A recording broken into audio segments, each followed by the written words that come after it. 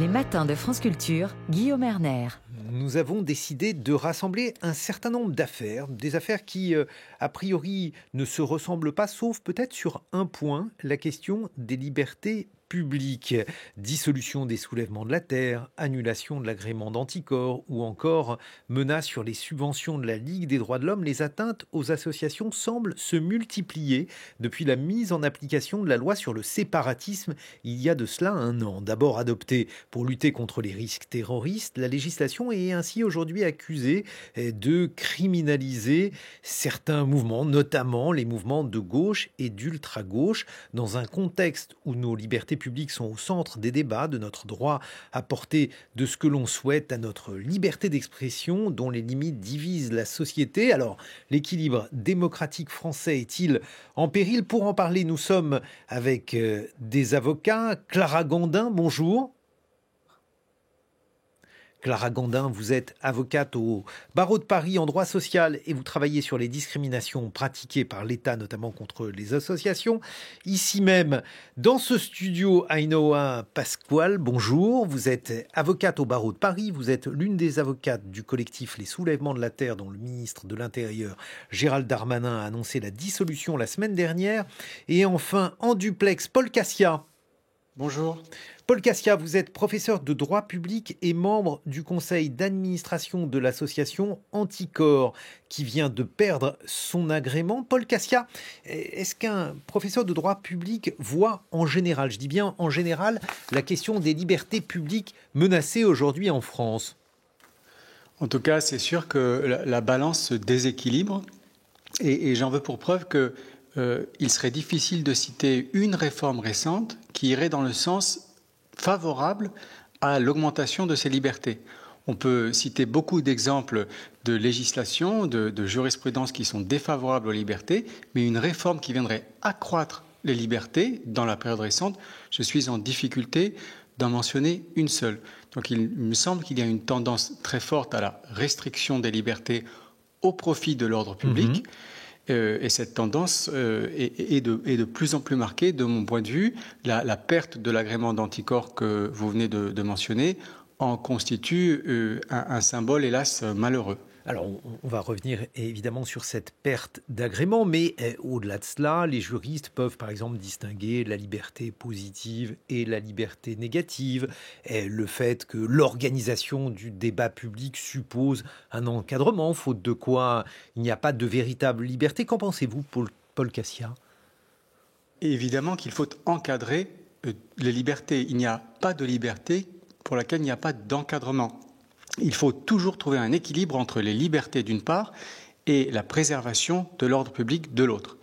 Mais dans la période récente, il me semble que la balance s'est déséquilibrée au profit de l'ordre public, avec par ailleurs un contrôle du juge administratif, puisque en l'occurrence c'est le juge administratif qui intervient, un contrôle du juge administratif qui est plutôt favorable à l'administration, étant entendu que parfois le juge administratif ne peut pas être saisi par les personnes intéressées, parce que ces personnes ne disposent pas de suffisamment de temps pour saisir le juge contre l'action de l'administration qui serait attentatoire aux libertés.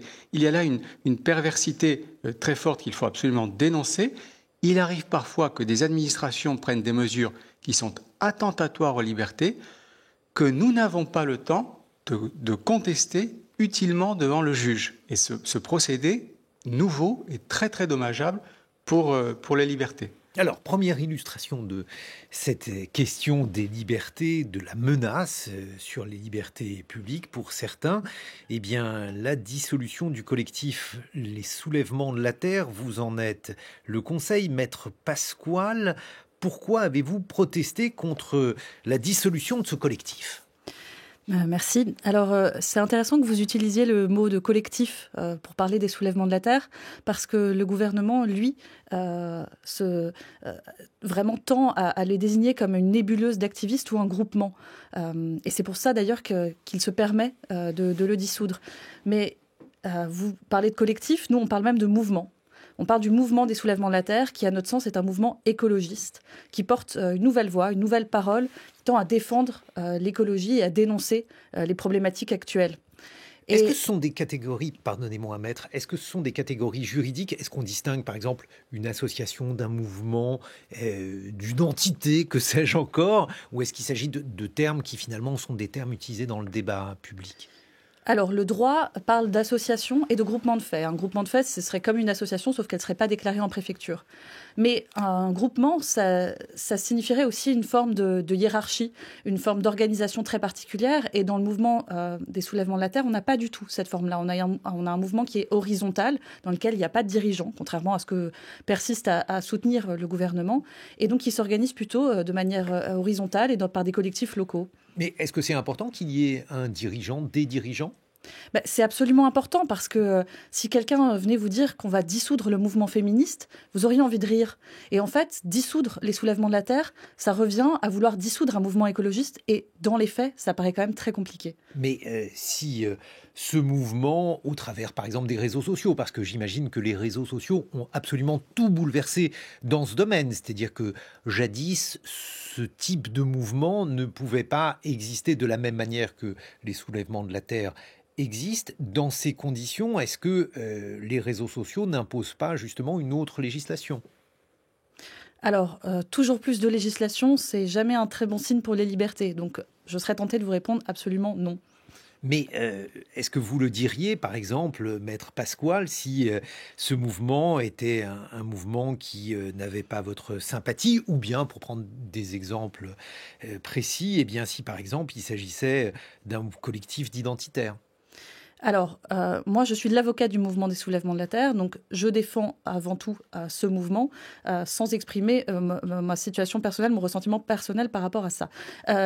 Là, c'est quand même très différent d'un collectif identitaire, puisque on ne reproche pas au soulèvement de la terre la même chose qu'on pourrait reprocher à un mouvement identitaire. Et d'ailleurs, c'est ce qui est très compliqué, c'est ce qu'on leur reproche, puisque vous en avez parlé. C'était une émission qui tend à discuter de la liberté d'expression, et on reproche en réalité au mouvement des soulèvements de la terre de faire un usage trop abusif de la liberté d'expression en notamment soutenant et en légitimant une certaine forme d'action qui peut être plus, on va dire... violente? Intensive, non, je ne dirais pas violente, mais intensive qu'une sorte de manifestation. Vous ne le diriez pas parce que vous êtes le conseil de ce collectif, mais si d'aucuns vous opposaient que le collectif des soulèvements de la terre peut soutenir, peut même peut-être fomenter des actions qui sont des actions violentes, maître?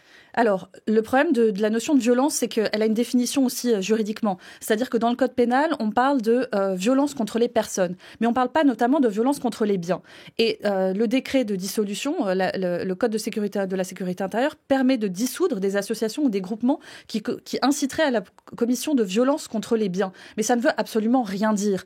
Parce que si vous crachez sur un véhicule, on pourrait dire que vous commettez une violence contre les biens. Si vous brisez la vitre d'un véhicule, c'est aussi une violence contre les biens. Si par contre vous brûlez aussi un véhicule, vous êtes aussi dans une violence contre les biens si vous suivez la lecture qui est faite par le gouvernement. Et donc il faut qu'il y ait une gradation dans ce qu'on appelle une violence, une dégradation ou une atteinte aux biens. Qu'est-ce que vous en pensez, Paul Casca, en tant que professeur de droit public?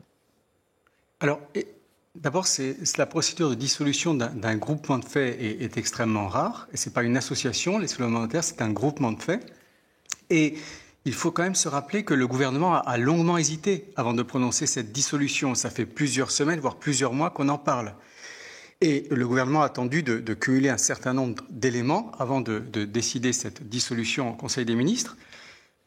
Il se trouve que quand on lit le décret de dissolution, on est quand même assez stupéfait par sa motivation, puisqu'il est reproché à ce groupement de faits des éléments que je vais en donner deux, et puis vos auditeurs et vos auditrices jugeront. Il est reproché au soulèvement de la terre certaines de leurs lectures. Je dis bien certaines de leurs lectures. Qu'est-ce que ça veut dire? Eh bien, il est indiqué, il y a une note de bas de page sur ce point, que les membres des soulèvements de la terre s'inspireraient d'un auteur qui a écrit un ouvrage publié en 2020 qui s'appelle « Comment saboter un pipeline » pour faire leurs actions, premier point. Donc lire est un signe de dangerosité pour les personnes et les biens, comme ça vient d'être dit. Et puis il est aussi reproché aux membres des soulèvements de la terre de manifester avec un visage dissimulé, d'avoir des techniques de dissimulation de leur propre personne lors des manifestations, de laisser le téléphone mobile allumé à leur domicile ou de le mettre en mode avion en arrivant sur le lieu des manifestations. Donc ce sont des éléments qui sont, on va dire, tout à fait banals, qui sont reprochés au soulèvement de la Terre.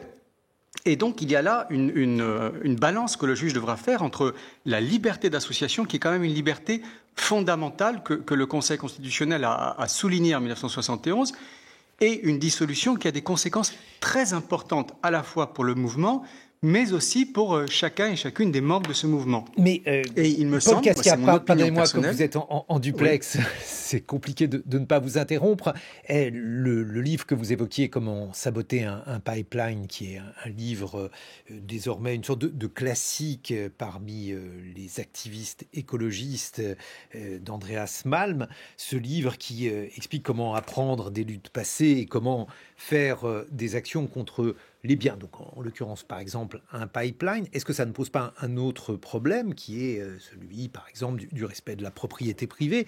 C'est-à-dire que si une association décide de s'en prendre à tel ou tel objet, à une cimenterie ou à une entreprise pétrolière, eh bien on peut imaginer une sorte de dérive vers l'anarchie, vers des actions incontrôlées. Qu'en pensez-vous? Je pense que quand même reprocher aux membres d'un collectif de lire tel ou tel ouvrage, quel qu'il soit, ne me paraît pas justifié. La lecture, bien entendu, Paul Cassia, mais, oui, mais c'est la lecture qui est reprochée. Le sens de ma question, c'est-à-dire que si ensuite on s'inspire de ça, Maître Pasquale. Tout simplement, si on reproche à un collectif ou à des personnes désignées d'avoir attenté à la propriété privée, eh bien pour ça, il existe la loi pénale, la procédure pénale, et donc il sera toujours possible de poursuivre ces personnes et de les traduire devant une juridiction pénale qui pourra prononcer des sanctions contre ces personnes. Donc il n'y a pas de vide sur ce point-là. Mais alors, si je reprends, Maître Pasquale, mon comparatif, mon parallèle avec des organisations, par exemple des organisations identitaires, à qui l'on va reprocher d'avoir attisé la haine, par exemple, ce qui est, je crois, un délit de manière incontestable, est-ce qu'on ne peut pas aussi reprocher à quelqu'un de vouloir d'appeler à mener un certain nombre d'actions contre les biens, là en l'occurrence un pipeline ou un cimentier?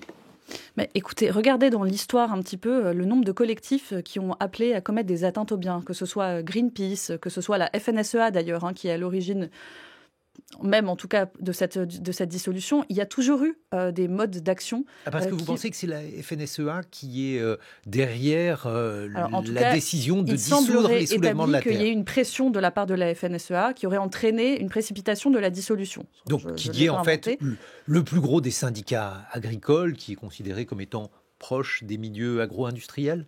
Exactement, mais qui eux-mêmes ont eu des modes d'action dans le passé qui étaient plutôt vindicatifs et virulents. Mais maître, on ne peut pas se prévaloir des turpitudes d'autrui pour justifier celles de ses clients, en l'occurrence des soulèvements de la Terre. Non, c'est pas du tout ce que je dis. Ce que je dis, c'est que ça fait partie de la culture aussi militante française écologiste, notamment, d'utiliser de modes d'action qui allaient au-delà juste de la simple manifestation dans la rue. Et donc, ce qu'il faut analyser, ce qu'il faut étudier, c'est est-ce que le fait de légitimer un certain mode d'action justifie une dissolution totale, c'est-à-dire une privation, une extinction de la liberté d'association et de la liberté d'expression. Mais au fond, ce qui vous pose problème, c'est la question formelle, c'est-à-dire on va dissoudre quelque chose qui n'existe pas, qui est nébuleux, qui est finalement quelque chose qui relève de la liberté d'expression, ou bien la question concrète ou sociale qui consiste finalement à faire 2 poids 2 mesures, d'être tolérant vis-à-vis de la FNSEA et d'être intolérant vis-à-vis d'associations écologistes?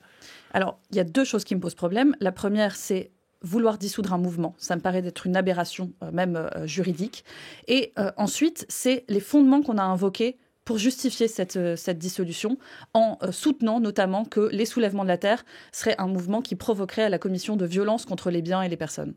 Autre question qui se pose en matière de liberté d'expression, Paul Cassia, c'est l'annulation de l'agrément Anticor. Anticor, c'est une association qui a été fondée en 2002, qui a pour but de lutter contre la corruption et rétablir l'éthique en politique. Et cette association, elle a perdu son agrément car elle a été accusée, je cite, d'être ancrée trop à gauche, autrement dit, de ne s'attaquer qu'à un certain type de corruption supposée, d'avoir reçu des dons généreux de la part d'un milliardaire qui fut un temps proche d'Arnaud Montebourg, et d'avoir une proximité avec le site d'information Blast. Paul Cassia, votre réaction par rapport à ces accusations ? Oui, alors d'abord, Anticor est agréé par le ministère de la Justice depuis 2015. Il y a eu un agrément en 2015, un agrément en 2018, un autre en 2021 qui a été annulé. Et cet agrément, il est très important parce qu'il permet, pour les dossiers qui concernent la probité publique, de contourner l'inertie des procureurs de la République, c'est-à-dire des magistrats qui sont placés sous l'autorité du ministre de la Justice. Alors l'agrément a été octroyé, le dernier, le 2 avril 2021, et en effet, il a été annulé le 23 juin dernier, c'est-à-dire 2 ans après qu'il a été délivré. Il a été annulé pour, disons, selon une procédure un peu curieuse, un peu baroque, puisque c'est un adhérent qui a contesté l'agrément, ce qui est déjà curieux. Et puis il a été annulé, non pas pour des raisons, on va dire, de mauvais fonctionnement de l'association, mais parce qu'il y avait une contradiction dans l'agrément même, et ça, personne n'y pouvait rien, c'est un acte de Jean Castex, une contradiction dans l'agrément où la motivation disait « Anticor ne peut pas être agréé parce qu'elle ne remplit pas les conditions », et pourtant, l'agrément était délivré. Et le tribunal administratif s'est appuyé sur cette Vous voulez dire une question formelle, Paul Cassia ? Oui. C'est une question formelle qui conduisait à l'annulation de l'agrément. Alors, il y avait en effet une contradiction entre le sens de l'agrément qui était positif pour l'association et la motivation de l'agrément qui était, elle, négative pour l'association. Et le tribunal administratif a privilégié la motivation sans rechercher si cette motivation correspondait à la réalité, c'est-à-dire sans rechercher si Anticor était ou non indépendante. Le tribunal administratif n'a jamais dit qu'Anticor n'était pas indépendante, n'était pas financée de manière indépendante. Il a simplement pointé... Oui. Alors, terminez votre phrase et après, il faudra... Il a pointé une contradiction dans l'arrêté, un vice qui est inhérent à la construction même de l'arrêté, pris par Jean Castex. Paul Cassia, on se retrouve dans une vingtaine de minutes pour évoquer cette annulation de l'agrément accordé donc à cette association Anticor qui, pour vous, est le signe d'une diminution des libertés publiques. On se retrouve également avec vous, Maître Pasquale. Vous êtes l'avocate du collectif Les Soulèvements de la Terre et nous entendrons également Maître Clara Gandin qui est avocate en droit social et qui travaille sur les discriminations pratiquées par l'État. 7h, 9h. Les matins de France Culture, Guillaume Erner. Comment évoluent nos libertés publiques, les libertés d'association, les libertés d'expression, avec la décision de dissoudre les Soulèvements de la Terre, avec la volonté de faire perdre son agrément à Anticor, avec la possibilité ou non de porter un hijab sur un terrain de football. On en parle avec Ainhoa Pasquale, qui est l'avocate du Soulèvement de la Terre, dont le ministre de l'Intérieur a annoncé la dissolution la semaine dernière. Clara Gandin, qui est également avocate et qui travaille sur les discriminations pratiquées par l'État. Et puis Paul Cassia, qui est professeur de droit public et membre du conseil d'administration de l'association Anticor. Mais Paul Cassia, vous voyez par exemple le billet de Jean Lémarie qui évoquait le harcèlement scolaire sur Internet, bien sûr, harcèlement scolaire dont tout le monde cherche à supprimer l'expression et les conséquences. Et on voit toutes les difficultés qu'on a pour juguler son expression. Cela prouve bien que la liberté d'expression, hélas, parfois, eh bien, elle existe de trop sur Internet. Alors, la liberté d'expression est encadrée, comme toutes les libertés. Elle est encadrée a posteriori. C'est-à-dire que s'il y a un abus de la liberté d'expression, eh bien, cet abus doit être sanctionné. Mais a priori, il existe une liberté d'expression. Et on en a vu un exemple que vous n'avez pas évoqué, Guillaume, hier ou avant-hier, à Nice, puisque le tribunal administratif de Nice a décidé que la police nationale, sous les ordres du ministre de l'Intérieur, avait manqué à la liberté d'expression en recouvrant la vitrine d'une librairie niçoise parce que cette vitrine comportait ou véhiculait des slogans qui auraient pu déplaire au ministre de l'Intérieur. Et là, il y avait une atteinte à la liberté d'expression. On n'est pas du tout dans le domaine scolaire, mais qui montre bien que la liberté d'expression, c'est une liberté a priori qui est sanctionnée a posteriori lorsqu'il y a un abus de cette liberté. Mais est-ce qu'il y avait du suspense là-dessus, Paul Cassia, sur cette décision par rapport à la librairie ? Absolument, il y avait du suspense parce que c'était pas. Vous pensez qu'un policier peut mettre un drap sur une vitrine parce que ce qu'il y a à l'intérieur de cette vitrine ne lui convient pas ? Certainement pas. Et il est heureux que le juge administratif niçois ait sanctionné cette pratique. Il a condamné, je le signale, c'est important symboliquement et pratiquement aussi, il a condamné l'État à verser 1 000 € en réparation du préjudice causé à la librairie et 1 000 € à l'avocate de cette librairie.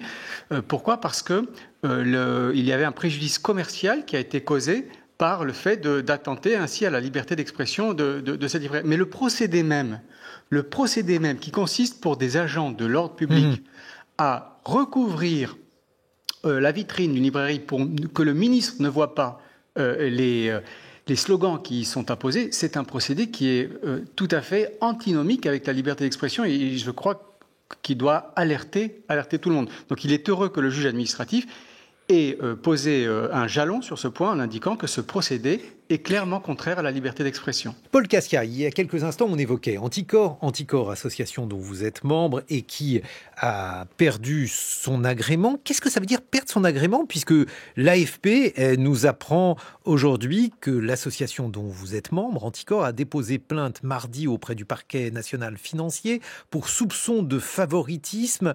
Votre association pointerait un accord négocié entre le gouvernement Valls et les 3 principales sociétés concessionnaire d'autoroutes, ce qui veut dire que votre association a toujours le droit d'agir, Paul Cassia. Alors, effectivement, le droit d'agir, mais ce droit d'agir, il est très amputé par la perte de l'agrément. L'agrément en matière de probité publique, il est très utile, il est même indispensable. Pourquoi ? Il est indispensable pour pallier l'inertie de certains magistrats, qu'on appelle les magistrats du ministère public, les magistrats du parquet. Quand un magistrat du parquet classe sans suite un dossier, c'est-à-dire dit il n'y a rien à signaler, eh bien l'association peut prendre le relais en saisissant un juge du siège, un juge indépendant pour que l'affaire soit instruite. Et donc ça permet d'éviter, d'enterrer certaines affaires. Pourquoi ? Parce que le ministère du parquet est sous l'autorité du garde des Sceaux. Donc l'indépendance de ce type de magistrat est contestée. L'agrément permet de surpasser cette absence d'indépendance des magistrats du parquet. Et en perdant cet agrément, eh bien, Anticor perd la possibilité de contourner le lien de subordination qui existe entre les magistrats du parquet et le ministère de la Justice. Donc c'est une atteinte, en réalité, à l'état de droit. C'est vraiment une mauvaise manière qui est faite à la lutte mauvaise contre manière la politique corruption. pour appeler un chat, selon vous, Paul Cassia.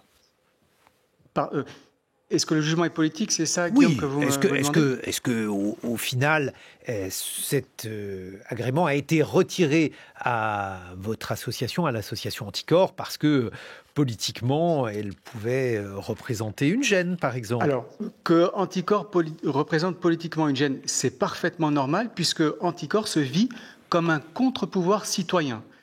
Mais je ne crois pas que le jugement en lui-même soit politique. Le juge administratif a pris la décision qui lui semblait bonne. À mon avis, elle est contestable et on verra si en appel elle est confirmée ou pas. Mais le jugement en lui-même n'est pas politique. Ce qui est politique, en revanche, c'est la manière dont l'agrément de 2021 avait été rédigé par Jean Castex. Puisque, comme je l'ai dit tout à l'heure, il y avait 2 éléments dans cet agrément. Un élément qui disait « vous ne pouvez pas être agréé, mais on vous agrée quand même ». Donc c'était tout à fait contradictoire. Et le juge administratif a préféré s'appuyer sur la partie négative pour Anticor plutôt que sur sa partie positive. Mais je ne crois pas que le jugement en lui-même soit de nature politique. En revanche, l'agrément, c'est vrai, a nécessairement des effets politiques puisqu'il renforce le rôle d'Anticor comme contre-pouvoir. Et sans cet agrément, Anticor n'a plus du tout la même portée citoyenne et la même portée démocratique en réalité.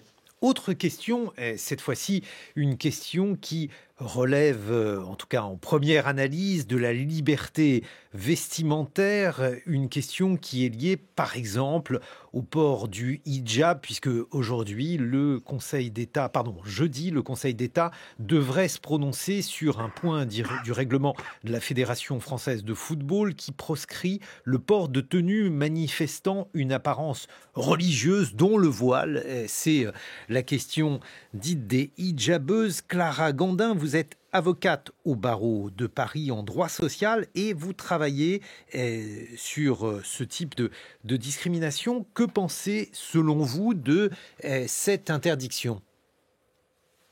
Alors, je pense qu'on doit revenir au grand principe. Vous avez parlé de liberté vestimentaire, mais ce qui se joue ici, et ce qui a été reconnu d'ailleurs par le rapporteur public du Conseil d'État, c'est la liberté de conscience. La liberté de croire et de ne pas croire, mais aussi la liberté de participer, d'adhérer à un culte et d'exprimer et de manifester ses convictions religieuses, y compris par le port d'une tenue ou d'un signe qui manifeste de manière ostensible une appartenance religieuse. C'est cette liberté de conscience qui évidemment a une traduction en matière de liberté vestimentaire, mais c'est cette liberté de conscience qui est en jeu. Et évidemment, je suis obligée de revenir sur le principe de laïcité.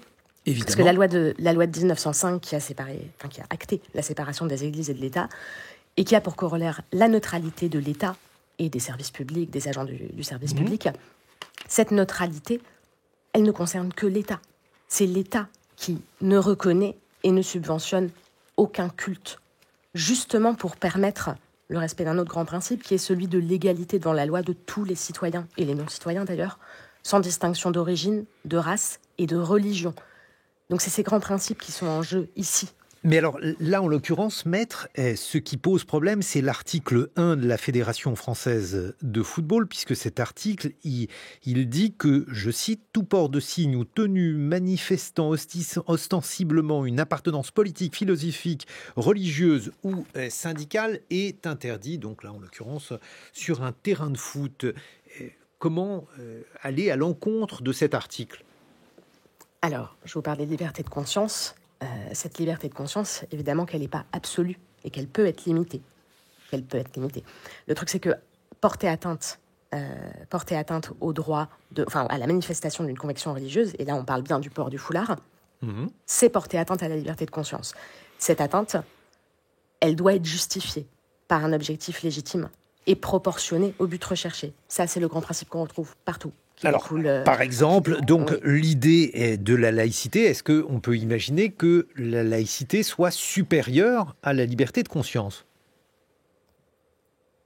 C'est-à-dire que la laïcité, c'est plutôt le contraire. C'est-à-dire que la laïcité, elle est là pour garantir la liberté de conscience. Elle est là pour garantir l'égalité des croyants et des non-croyants et pour garantir la pleine expression des croyances par les individus. Donc, le fait d'interdire le port d'un signe sur un terrain de football, on ne peut pas le justifier par l'application du principe de laïcité. Non, mais on peut le justifier par cet article que je vous ai cité. Par l'article, vous voulez dire l'article qui a été de la Fédération française de football. Oui, mais c'est-à-dire qu'en fait, cet article, il doit être justifié par des grands principes. On peut pas restreindre les libertés sans avoir un objectif légitime et sans montrer que cette restriction est proportionnée. Ici, l'objectif légitime, on n'en a pas. La laïcité ne s'applique pas. Ici, on est face à des usagers du service public. Mais alors, des personnes qui jouent au football. On n'est pas face à l'État ou face à un service public. Alors, pardonnez-moi, maître, ce qui est indiqué, par exemple, par l'avocat de la Fédération française de football, c'est, je cite, la tentative de ne pas importer dans le football des revendications communautaires. Est-ce que ça, par exemple, c'est un principe qui peut justifier l'interdiction de signes religieux sur un terrain de foot ? Absolument pas.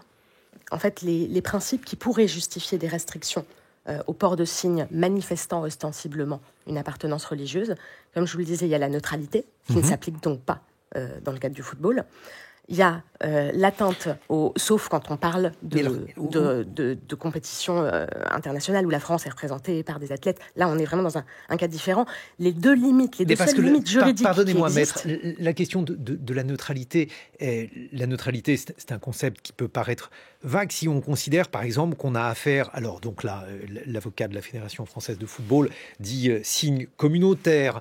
Le ministre Gérald Darmanin, lui, parle de signe politique. Il considère que le hijab n'est pas un signe attenant à une liberté de conscience, mais que c'est un signe tout simplement politique et que ce principe de neutralité, eh bien, il doit faire en sorte que les signes politiques soient bannis d'un terrain de foot. Qu'en pensez-vous ?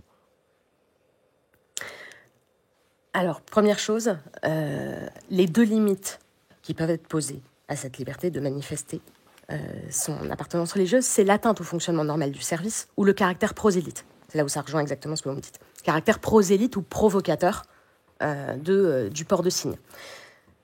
Le fait de considérer le foulard comme un signe politique, M. Darmanin pense ce qu'il veut, mais ça n'est validé par aucun juge, ni en France, ni au niveau européen, et encore moins par les Nations Unies. Le port du foulard, la Cour européenne des droits de l'homme l'a rappelé à de multiples reprises, relève de l'accomplissement d'une pratique religieuse, avant d'être l'expression publique d'une appartenance religieuse. Elle n'a pas en soi un caractère prosélyte. Prouver le contraire, ça n'a jamais été fait, ça n'a jamais été reconnu, aucun juge n'a reconnu cela. Et c'est bien pour ça, si vous voulez, que c'est ce que rappelle la Cour, mais en fait, le principe de la liberté de conscience, de la laïcité, de garantir les libertés de chacun, d'exprimer leurs convictions, c'est que quiconque qui fait de la religion un principe de sa vie doit avoir la possibilité de communiquer cette conviction à autrui, mais aussi d'accomplir les rites, les pratiques qui vont avec sa religion. La question, c'est à qui ça nuit d'exprimer sa religion en portant un signe qui, certes, est visible. Jean Lémarie a une question à vous poser. Depuis tout à l'heure, avec nos invités, nous essayons de dessiner les nouvelles frontières des libertés publiques, frontières mouvantes, on le voit jour après jour dans l'actualité, et encore ce matin avec des exemples différents. Moi, j'ai une question, mais presque pour chacune et chacun de nos invités ce matin, puisqu'on a 2 avocates et un professeur de droit public. C'est la question de qui détermine quoi aujourd'hui. Qu'est-ce qui fait bouger ces frontières des libertés publiques ? Est-ce que c'est plutôt la loi ou la jurisprudence ? Est-ce que c'est plutôt le législateur ou des décisions en France ou en Europe ? Maître Gandin, qu'en pensez-vous donc sur les questions évidemment sur lesquelles vous travaillez ? Je dirais que c'est plutôt la loi qui a tendance à restreindre les libertés aujourd'hui et le juge qui constitue un peu notre rempart face à cela et dont on attend évidemment beaucoup, y compris dans le contentieux des hijabeuses. Je rappelais tout à l'heure que les restrictions à ces libertés, à la liberté de conscience principalement, on parlait de prosélytisme. Le prosélytisme, c'est chercher à susciter vraiment l'adhésion d'autrui à un culte ou lui imposer ses convictions. Je ne vois pas comment on peut argumenter que le port d'un vêtement permet d'imposer un culte. Et par rapport à la question de la liberté religieuse et des restrictions qui y sont apportées, je pense qu'on assiste depuis de nombreuses années à une extension de cette exigence de neutralité, de ne pas montrer en fait son appartenance religieuse, que ce soit à l'école, dans l'entreprise, voire même dans l'espace public. Bon, mais là, on pourrait vous rétorquer, maître, que si on assiste effectivement à une augmentation de cette revendication, c'est parce que de l'autre côté, il y a une pression de plus en plus forte. Jadis, les signes religieux, quels qu'ils soient, étaient plus rares dans l'espace public. Aujourd'hui, ils sont plus présents et c'est pourquoi il faut, si on tient à la laïcité, que celle-ci soit respectée autrement. Tout à fait, mais si on revient au principe de laïcité, encore une fois, c'est un principe qui vise à garantir à chacun la pleine expression de sa liberté de conscience, y compris par le port de signes. Et ça, c'est quelque chose qui est garanti par le juge administratif depuis toujours. Donc, si vous voulez, là, on pourrait prendre l'exemple de l'école. Le fait d'avoir restreint la possibilité de porter des signes ostensibles à l'école, disons que ça poursuit un objectif louable à l'époque, de respect de chacun à l'école. Mais aujourd'hui, ce à quoi on assiste, c'est vraiment des traitements discriminatoires, humiliants, excluants, contre les élèves musulmans et ceux qui y sont assimilés. Je vous entendais tout à l'heure parler de harcèlement scolaire. On voit vraiment qu'il y a une plus grande volonté de lutter contre la possibilité de la visibilité de l'islam à l'école plutôt que contre le harcèlement. Parce que quand on demande à des directeurs d'établissement, directrices d'établissement de surveiller quels élèves font l'Aïd, de se poster à l'entrée des collèges et des lycées pour vérifier qui arrive avec un voile et qui le retire en arrivant, et qui donc respecte le principe de laïcité et la neutralité des élèves à l'école, pour savoir si finalement la robe qu'elle porte a des manches longues, et qui a des manches longues, est un révélateur du fait que cette personne est musulmane. Ce que vous évoquez, c'est la question des abayas qui pourrait mériter quelques mots d'explication, maître. Tout à fait. C'est-à-dire que depuis, ça fait un certain nombre d'années, mais depuis 2021, l'éducation nationale mène vraiment une politique officielle de lutte contre ce qu'on appelle les vêtements religieux par destination. Parce qu'au départ, ce qui est interdit, c'est la loi. Ce sont les signes qui manifestent ostensiblement une appartenance religieuse. Le fait est que quelques décisions ont été rendues et qu'on considérait, donc par le juge administratif, on considérait que certains vêtements pouvaient être considérés comme religieux par intention, par rapport au port qui en est fait. Cette intention, elle est dangereuse. Si on décide de se placer du point de vue de la conscience des gens, non seulement c'est dangereux, mais en plus, moi je rappellerai quand même qu'on est dans le contexte de l'école, on est face à des adolescents, il peut y avoir 1 million de raisons qui interagissent pour déterminer comment on s'habille. On est d'ailleurs sur des périodes où le style vestimentaire peut vraiment évoluer d'une année à l'autre, et je me demande comment on justifie de poursuivre comme ça des élèves, et de poursuivre par des sanctions déguisées, par des convocations à répétition, par des exclusions de l'établissement, alors qu'au départ, on justifie tout cela par des idées d'égalité de tous, de permettre une éducation respectueuse de chacun.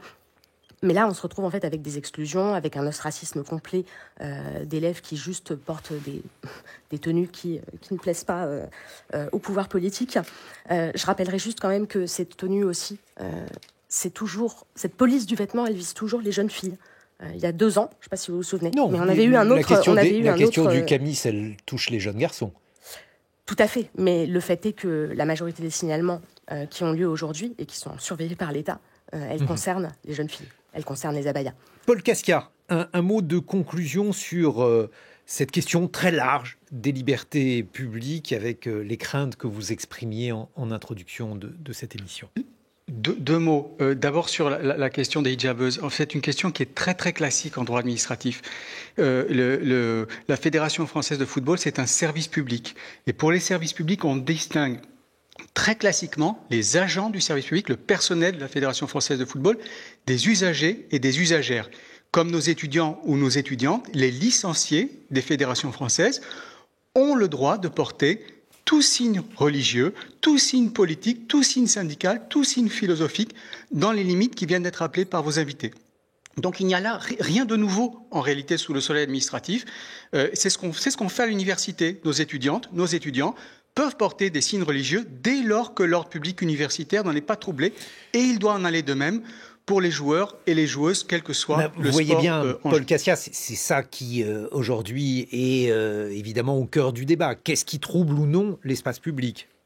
Absolument. Et donc, mais la question qui est posée en général, c'est celle d'une réglementation détachée de contingences particulières. Et second point, pour essayer de répondre à la question de Jean Lémarie, qu'est-ce qui restreint le plus les libertés ? Est-ce que c'est la loi ? Est-ce que c'est la jurisprudence ? Je dirais en réalité les deux, puisqu'il y a un nombre tout à fait conséquent de législations qui portent atteinte aux libertés, qui ne cessent de s'accumuler. Je l'ai dit en commençant, on ne trouve pas une loi favorable aux libertés depuis plusieurs années, et la jurisprudence ne fait rien pour arrêter ce mouvement, ne fait rien, et au contraire même l'accentue. Le Conseil d'État, le mois passé, a jugé qu'il était possible d'interdire des manifestations a priori de manière générale. Donc il peut y avoir des interdictions générales préventives de manifestations, là où la loi depuis 1935 prévoit que la liberté de manifestation s'exerce sous forme de déclaration. Donc on déclare et puis on manifeste si ce n'est pas interdit. Et le Conseil d'État a jugé que des manifestations pouvaient être interdites de manière générale, a priori sur un périmètre donné. Donc il y a en quelque sorte un effet d'entraînement entre la législation et la jurisprudence pour accentuer les restrictions aux libertés publiques et je ne vois pas ce qui peut arrêter ce mouvement qui nous concerne toutes et tous. Dernier mot de conclusion, Maître Pasquale, sur vos clients, en l'occurrence le soulèvement de la Terre. Est-ce que vous êtes optimiste malgré tout sur le fait d'obtenir un jugement favorable ? Alors nous irons évidemment devant le Conseil d'État pour contester le décret de dissolution du mouvement des soulèvements de la Terre. Nous espérons que le Conseil d'État aura un sursaut en faveur des libertés. Et si ce n'est pas le cas, nous saisirons évidemment la Cour européenne des droits de l'homme, qui a posé des critères très précis concernant la dissolution d'associations et de groupements, et qui rappelle que la dissolution ne peut arriver que si l'association ou le groupement porte atteinte aux valeurs de la République ou est le terreau de la violence. Merci Maître Pasquale, merci Paul Cassia. Je rappelle que vous êtes professeur de droit public et membre du conseil d'administration de l'association Anticor. Et merci enfin à Maître Clara Gandin qui est avocate au barreau de Paris en droit social.